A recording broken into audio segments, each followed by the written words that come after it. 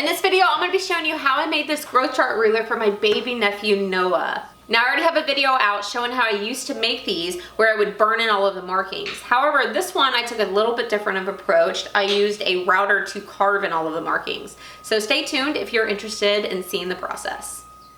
Since I'll be using a router, the first thing I needed to do was make a template to follow. I grabbed a 1/2-inch sheet of plywood, then set a ruler down, and then made a pencil mark at every inch.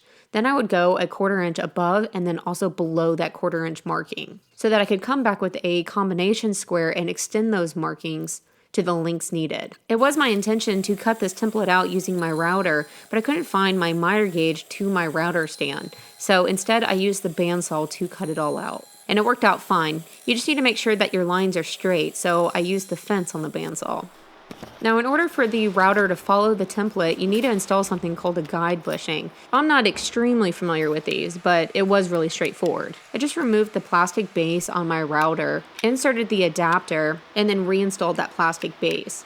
And now I have a place for that guide bushing to be installed. So that very center portion that looks like an Audi belly button will follow your template, while the router bit inside makes the cut. Now, anytime I make a ruler, I always start them off at 6 inches. And this is so you can mount the ruler 6 inches off of the ground and not have any interference issues with your existing baseboard. The ruler is simply mounted above it. After clamping everything down, I set the depth of my bit, which honestly I eyeballed it, but it's around 1/4 inch. And then I just started following the template.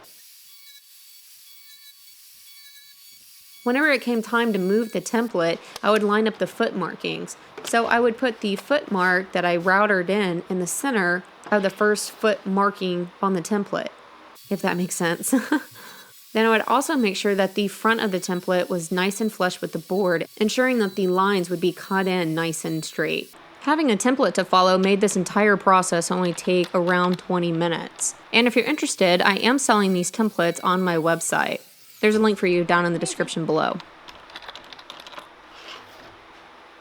This being my first time to router in the markings though, and I was very pleased with the results.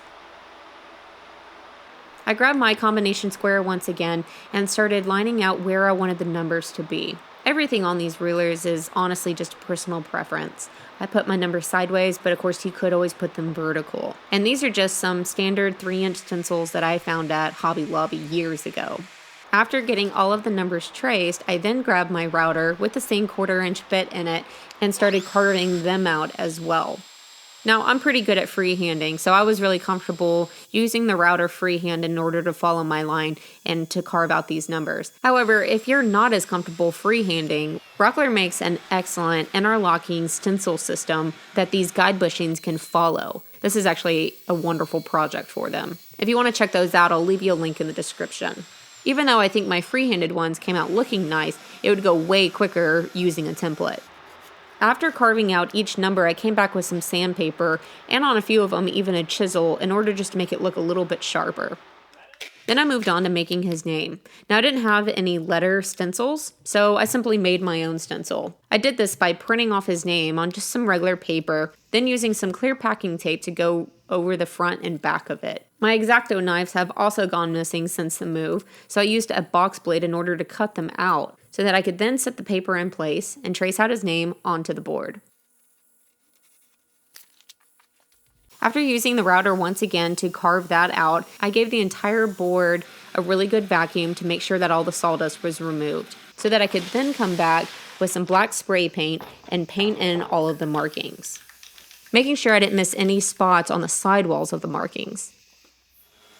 Once the paint was all dry, I grabbed my random orbital sander and sanded the entire board until the only thing black was the recessed markings.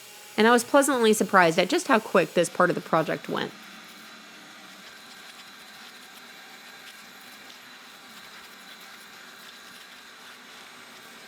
For the sides, I didn't mess with sanding though. I went over to my table saw and took off the smallest amount possible just to remove that black edging.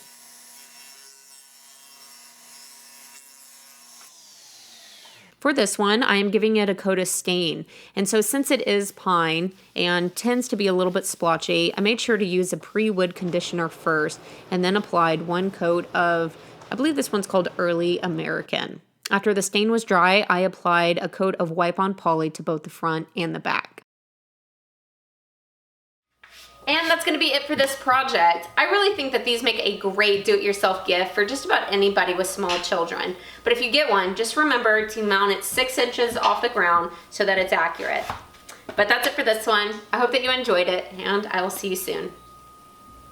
I just love his name, and I'm glad his name isn't like Jedediah.